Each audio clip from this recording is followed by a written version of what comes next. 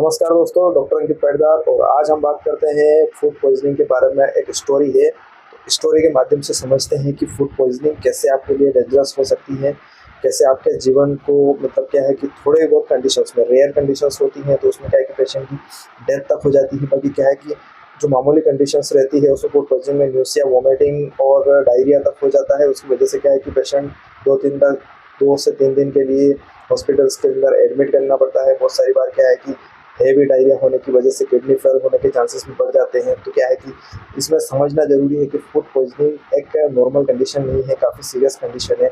इसको समझना पड़ेगा। तो अपन कहानी के माध्यम से इस प्रॉब्लम को समझते हैं। कभी कभी ज़िंदगी सबसे आम लम्हों में छुपा होता है। एक ऐसा मोड़ आ जाता है जो सब कुछ बदल देता है। एक ऐसा ही दिन था जब नीरज को भूख लगी थी और गर्मी थी, ऑफिस की थकान थी, सामने एक समोसे की दुकान थी तो उसमें उसको ताज़ा समोसे की खुशबू आ रही थी।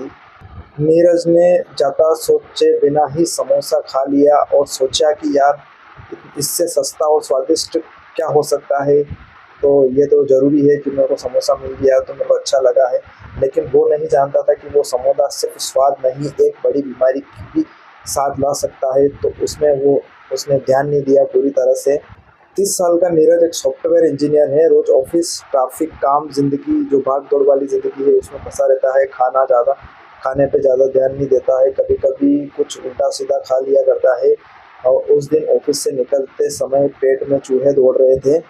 खाने का मन किया तो घर से लेट निकलने पर खाना नहीं बना पाया पूरी तरह से, तो खाना साथ में नहीं ला पाया और घर पहुंचते तक रुकना मुश्किल था क्योंकि भूख ज़्यादा लगी थी। सड़क किनारे समोसे वाले की दुकान देखी उसने, खुशबू की वजह से क्या है कि वो रुक गया वहाँ पे।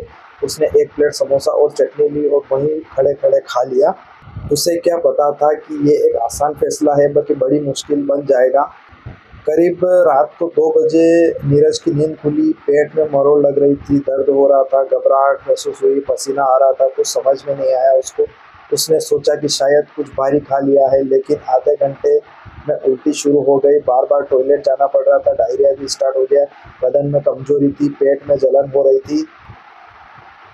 डॉक्टर ने जांच की और तुरंत बताया कि ये क्लासिक फूड पॉइजनिंग है। फूड पॉइजनिंग तब होती है जब हम ऐसा खाना खा लेते हैं जिसमें बैक्टीरिया जैसे सैल्मोनेला, एस्चेरिया कोलाई या फाइलोकोकस वायरस मौजूद रहते हैं या फिर बैक्टीरिया मौजूद रहते हैं।